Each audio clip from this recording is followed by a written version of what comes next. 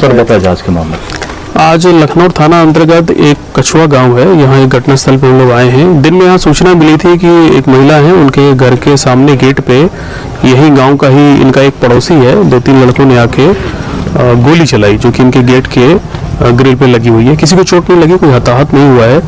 पूछताछ में ये पता चला है कि जो जिनके घर पे गोली चलाई है उनका कुछ पुराना विवाद चल रहा है इन अभियुक्त लड़कों से, और उसी के सिलसिले में ये पूरी घटना हुई है।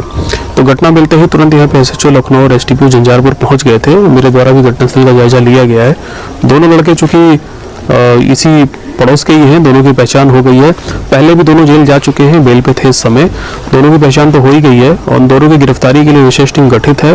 बहुत जल्द दोनों की गिरफ्तारी की जाएगी और गिरफ्तारी होने के बाद में चूंकि गोलियां यहाँ से बरामद है, एफएसएल भी आई हुई है, काफ़ी स्ट्रॉन्ग एविडेंस है, तो इन लोग को कड़ी से कड़ी जो सजा हो सकती है वो हम लोग दिलवाएंगे ताकि गाँव में इस प्रकार की दोबारा कोई हिमाकत करने की कोशिश ना करे। सर बताया जा रहा है यहाँ पर 4 लोग थे, 2 बाइक पर। हाँ जी, जैसा कि बताया कि ये 2 मोटरसाइकिल पे 4 से 5 लड़के आए थे। कितने आए थे वो तो क्लियर हो ही जाएगा, लेकिन जो 2 मेन लड़के हैं वो चूंकि बगल के ही हैं, पड़ोस के ही हैं, इनका आना जाना है यहाँ पे, पूर्व का कुछ विवाद भी है।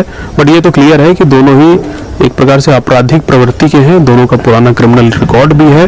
तो दोनों को तुरंत गिरफ्तार करके जेल भेजने का और मुकदमा चला के, स्पीडी ट्रायल चला के जो कड़ी से कड़ी सजा हो सकती है वो दिलाने के लिए आदेश दिया जा चुका है और किसी भी हालत में ऐसे लोगों को हम बख्शेंगे नहीं। सर कल भी एक हथियार के साथ बच्चे को भेजा गया था, बालक को, और आज भी सर हथियार का ही मामला है। तो लगातार इतना ज्यादा सर अवैध हथियार मिले, इसके लिए सर पुलिस क्या करे? जो कल मामला था वो सोशल मीडिया पे कोई लहरा रहा था हथियार, तो मैंने आपको पहले ही बताया है कि सोशल मीडिया पे कोई भी हथियार का प्रदर्शन करेगा तो वो जेल ही जाएगा।